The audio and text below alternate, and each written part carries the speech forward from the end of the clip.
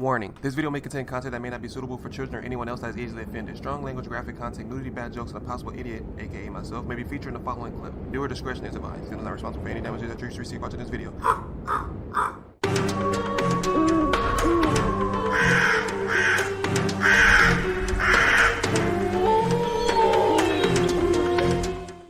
Hey, what's up, y'all? It's Zems, and welcome to 3 Disturbing True Movie Theater Stories Volume 2. This video is by Mr. Nightmare, so if you guys haven't already, be sure you swoop down to the description box, click on that link, and go watch the videos in entirety while I'm pausing and stopping and talking through the whole thing. Yo, thank y'all so much for the great support, man. Keep supporting the cause, and the videos will keep coming. Only thing disturbing or scary about movie theaters is those snack prices, man. If you're gonna have to take snacks, you might as well just find you a friend or a girl or something with a big purse and going that way. But now they checking purses, so you can't even do that. $2 or $3 for a candy I can get at Walmart for $1 or 50 cents. You get what I'm saying? Like, they super capped. The only thing I say worth buying inside of movie theaters is the slushies, bro. I don't care how much a slushie is. I'll buy it. I love slushies so much. But for now, let's get it.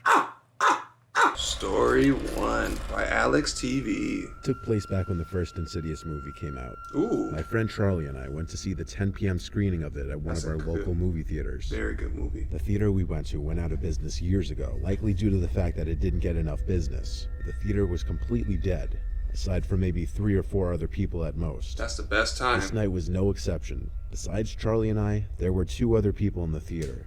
One somewhat larger woman and one scrawny man about 5'7". The perfect 10. During the previews before the movie, the man kept getting up and switching seats. It immediately struck us as bizarre. Every time he'd get up, he'd look around the room and even look at Charlie and I for a few seconds every time. Eventually, he walked over to the woman a few seats down from him and started speaking to her in a whisper. She said something back to him that we couldn't hear. Then he said sorry and walked away from her to sit at the last seat in the aisle. She probably said, "Get away from me." He was just 2 aisles down from us. Eventually the movie started, and the opening scene to the movie was a bit scary. It was followed by this loud, scary violin sound. We noticed the guy 2 aisles down shaking his head, and he muttered something. Then he turned around at us and climbed up to our aisle and sat down 2 seats from me. I was like, alright, look, bruh. Unless you want to see these hands in 3D, I suggest you go back to the road you just came from. Bruh, that's exactly what I would have told him. If you even get one more seat closer, bruh, you're getting your ass kicked from the top all the way to the bottom, to the exit, up into the stage, and then back into the exit again. And then you gonna be up in Insidious, bruh. Trying to tiptoe through my shoelaces. He asked if it's okay he sat there, and I nodded. He said thank you really loud, and I noticed the woman in front of us turned around to look. Charlie and I looked at each other nervously. As the movie went on, he was quiet after the opening scene. Like 8 red until flags. the next time a scary scene came up. He moved to the seat directly next to me and once again asked if it's okay. Boop. I don't know why, but I nodded again. I guess because I recognized he may have had a disability or something. Nah, I don't care. He went quiet again when the scary scene ended. But at the next jump scare, he grabbed a hold of my arm and pressed his head into my shoulder.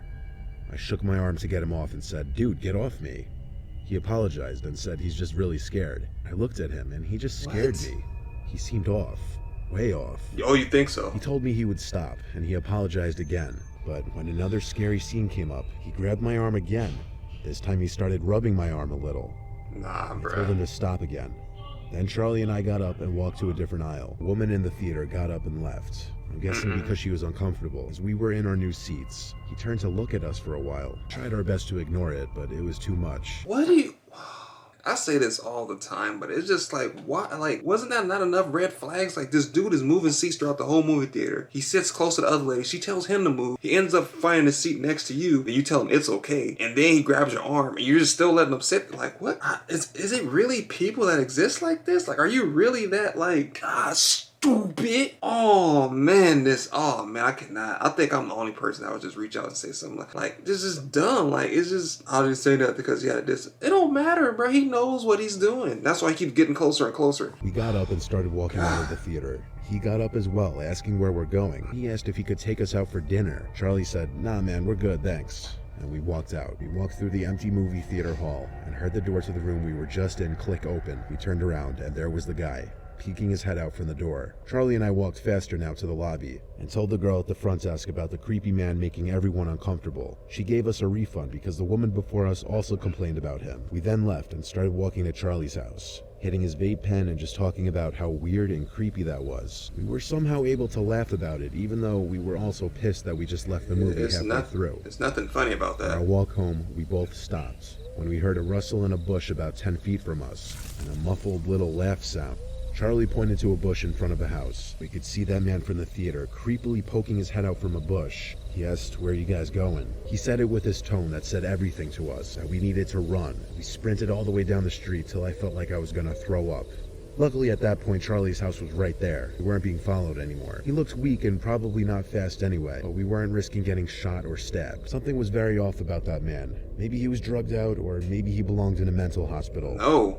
I'm glad we decided to run. It was your fault. Be like the bigger lady that he said in the beginning. She told something to him. He understood like that. She was not playing games. She probably said, "Hey, get away from me, or I'm going to call the police, or get away from me, or I'm going to tell the manager," or something. And he left. He never bothered her again. He never followed her home. Who did he follow? The dummy that said, "It's okay." Ooh, man, it's a rough start. Story 2. I like to go to the movie theaters alone. That sounds familiar. My work schedule's all over the place. I often don't work weeknights. So on a stormy Wednesday night, a night not many other people would be thinking to go drive to a movie theater, I did just that. That's the perfect time to go. I always like avoiding crowds in anything I do. Oh, That's me just too. how I am. Oh, facts. I'm the It same. was 2017. I went to see some low-key movie that probably wasn't at the top of most people's must-see movie lists. I was the only one in the theater, just like I expected. I sat myself right in the center seat of one of the higher-up rows and put my feet up on the seat in front of me. About 20 minutes into the movie, I'd say, I noticed someone a few aisles down. I didn't notice them coming in. The theater was dark because the scene in the movie at the time was in a dark room. It's a ghost. They weren't sitting in a seat like a normal person, though. All I saw of them was the top half of their head, peering over one of the seats to be looking in a direction that definitely was not the screen. It Bruh. was still too dark to be able to tell if they were looking directly at me or not. But when the scene changed to a brighter background, the whole theater got brighter, bright enough to see they were looking basically at me. But their face was so pale and lifeless looking. Ghost. Their hair messy and wiry looking. I'm an Ghost. introvert, or just an awkward person, so I didn't really want to ask if there was something wrong. See that as Shit. confrontation. I'd be like, "Is there a problem, sir?"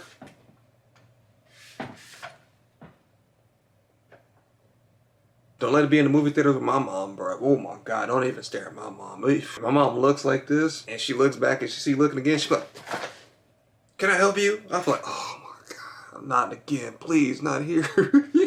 The screen went darker again, and at the same time, the person lowered down behind the chair completely until I couldn't see them anymore. Well, They were completely hidden from my view. pop up to get knocked I couldn't down. concentrate on the movie now, though. I was actually very uncomfortable. I didn't get up, though. I stayed put in my seat. Many scenes in the movie passed. I almost forgot about what happened. Just when I was getting back into the movie, the person's head appeared from behind a seat again, this time much closer, only like 3 rows of seats away from me. I actually let out a holy shit and a loud yell because it genuinely made me jump. Now I was able to see more detail or features in their face. Get out of They here. actually looked lifeless.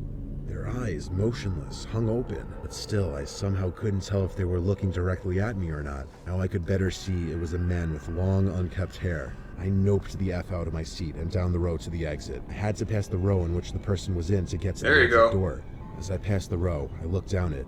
And while I expected to see the rest of the person's body sitting hunched behind the seats, instead what I saw was something you'd see in a nightmare. It was nothing. Some guy basically laying on the floor, holding up a severed head perched on a stick.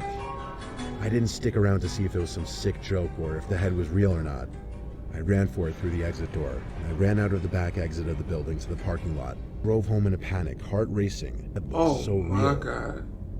I got home and did some research Ooh, about that gave possible me recent chills. murders or missing people in the area. After browsing a list of missing people in the area, I found the picture of a 17-year-old boy named Donald Watkins who had gone missing a month prior. Based on the picture I found, his face could have matched the head I saw in that theater. Of course, that could be my brain trying to connect any similarities. But Oh, the no, hair, the bruh. nose, the eyes, they looked like they could actually be a match. Whew. The next day, I simply made a call to the theater and told them the story and suggested they check their cameras and see if anything strange came up. I gave them my number to reach me if they needed to, but I never heard from them. I chose to not spend any more of my time on it. Bruh, oh my goodness. I kind of thought like maybe it was a ghost because he said lifeless, but at the same time I was like maybe it's some creepy person that snuck into the theater and had no business being in there, because my like second thing, if he was staring at you the first time and then it got closer I couldn't see if he was staring at me. If he was staring at you the first time and he got closer, I'm pretty sure he's going to be staring at you the second time. Me personally, all I need is one warning. If I look down the aisle and I see something that looks lifeless and pale, I'm not sticking around to find out what it was. I'll go to the movies another day. The movies ain't that serious. I'll come home, put some LED lights on and create the theater inside my room. I'm not about to sit there and watch a head on a stick, bruh. That's not me. Unless we're talking about kebabs or something and invite me over. But once I seen a head on a stick when I ran by, I would have went down there and stomped on him while he was laying down, bruh. Would have been fighting that whole theater. If anyone else was in there, they would have got a free fight, bruh. Like pay-per-view up in there. Something ESPN would have been wanting the story of. Like, it would have been wild, bruh. But I'm surprised people don't follow up with this kind of stuff. Wouldn't you want to follow up? Especially if you've seen a face that matches somebody that went missing. Wouldn't you want their family to know that you possibly found their son's killer? Like, I don't know. I think everybody just built different, I guess.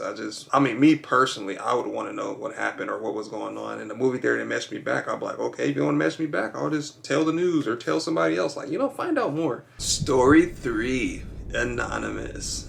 Worked at a movie theater in Cobb County, Georgia. Regal? Called the Regal at Estelle. It was a very relaxed atmosphere because it's a quiet town and a quiet movie theater usually. Some weekends it would be busy, especially for big blockbuster movies. This happened on a slow night. I was working the graveyard shift. The theater was doing a midnight screening for some underground scary movie that no one really cared about. Few people actually paid to go see it. Obviously this meant I'd have to stay till the movie was over so I could clean and close up. Always wanted that Past job. midnight, the theater was always basically dead. The phone at the front ticket desk was ringing, so I went from the concession counter to the front desk to answer it.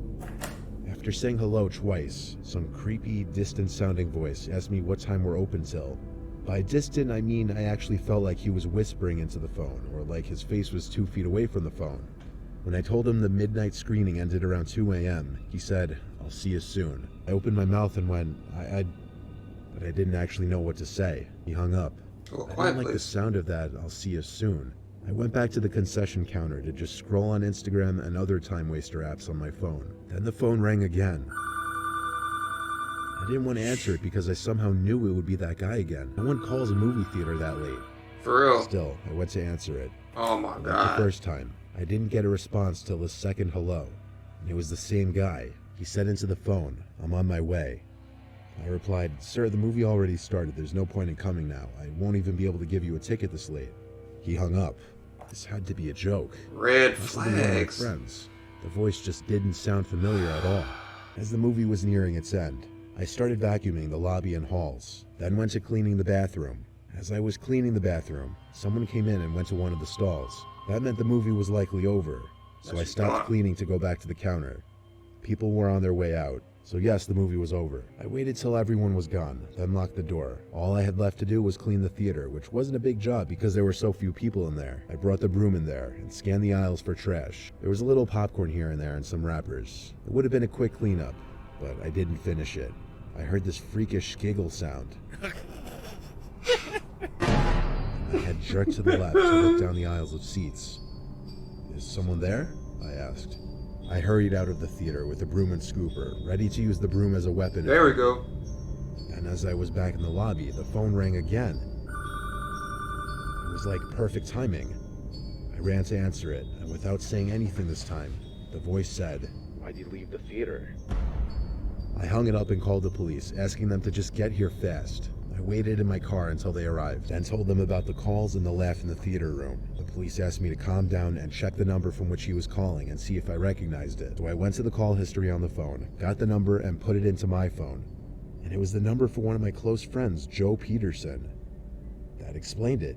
He was just messing with me. The cops laughed about it, and after I assured them I was all right, they left. I didn't want Joe to get in trouble. I went back in the theater room calling for him. I called for him throughout the whole building, but he didn't answer. It seemed he left. I texted him and tried calling him, all ignored.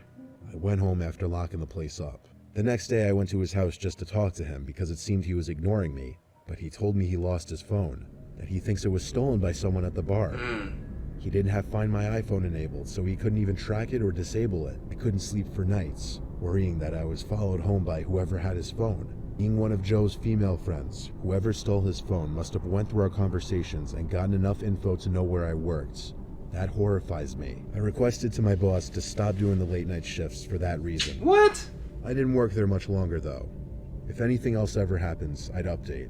I don't know, that last story seems kind of cap. I didn't know movie theaters had caller ID. I don't know, that's kind of a weird thing to do, right? You pick up somebody's phone and all of a sudden they just find out where you work. Like, I don't, unless he went back, there's plenty of conversations on the phone, right? I don't see him just going through one conversation, but like, you know what, Walgreens, nah, not Walgreens. Oh, wait a minute, who's this right here? A Regal Theater, it's only like 15, 20 of those. Oh, okay, I guess it must be this one right here. All right, bet, I'm about to call her. Hello? Is this the person of the phone that I just found in the other person's phone? Yeah, that's me. Okay, cool, here I come. Like, does that even, I don't know, that don't make sense to me. I just don't feel like, yes, there's a name to that, but you don't know who it is. Maybe she did answer, maybe didn't answer. How you know for sure if it's that person? You get what I'm saying? But I don't know, I'll call cap. Let me know down in the comment section what you guys thought. I think a lot of this stuff could have been avoided if people would just go with their first mind. If you see something, either say something or get out of there. Don't let people advance into your personal space. You don't know what they have. What if he wanted to get close to you like in the first story and then stab you or inject you with some kind of virus or something? Like, you don't know. Don't let people just get closer and closer and give them that little opportunity to do whatever they're trying to do. 9 times out of 10, their agenda is not what you think it is. And that one lady, she knew exactly what was up. She was like, hey man, you better get away from me or else you about to get these hands. And he was like, oh my bad, I'm about to go mess with them over there. They look gullible. And sure enough, they were. Then the last one, I remember I used to want to work in a movie theater too, I'm not even gonna lie. That was like